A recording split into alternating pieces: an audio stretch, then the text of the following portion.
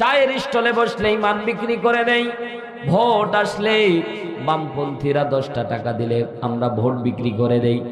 কথা বলেন না কেন? চিন্তা করে দেখলাম না মুসলমান, দেখেন কেমন ইমানের জোর। সাহাবী ডাকতে বলছেন কেবলমাত্র কালিমা পড়েছে, এখনো ভালোভাবে ইসলামটা বোঝে নাই, তারপরেও শুধু কালেমা পড়েছে। ওই কালেমা অন্তরের মধ্যে কেমন করে লালন পালন করতেছে দেখেন। চাচাকে ডাকতে বলছেন, চাচা আপনি যদি আমার সমস্ত সম্পদ কেড়ে নেন তাও আমার আপত্তি নাই, আমি রাসূল ছাড়তে পারবো না। জোরে বলে বাস্তব জীবনে মেনে জান্নাতের গ্যারান্টি। সেই নবীর শানে সকলে দরুদ পেশ করছি, সকলে বলছি সাল্লাল্লাহু আলাইহি ওয়াসাল্লাম। আমরা বিক্ষিপ্তভাবে বসলাম, এটা আসলে কোরআনের সম্মান না। ওইদিকে বসলাম রোদ লাগবে বলে, কিন্তু কিছুক্ষণ পর এমন রোদ লাগবে থাকতে পারবেন না।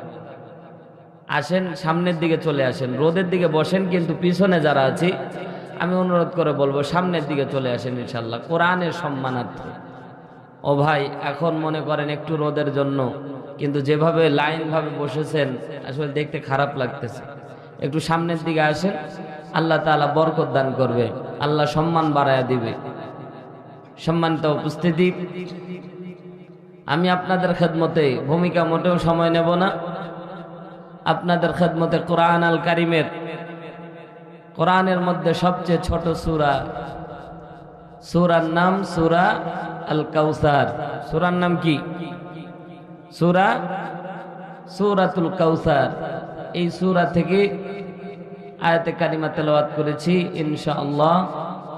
মুখতাসার আমলের উদ্দেশ্যে কিছু কথা বলবো। আল্লাহ আমাকে বলার, আপনাদেরকে শোনার, তদনুযায়ী উভয়কে আমল করার তৌফিক দান করুন। জোরে বলেন আমিন।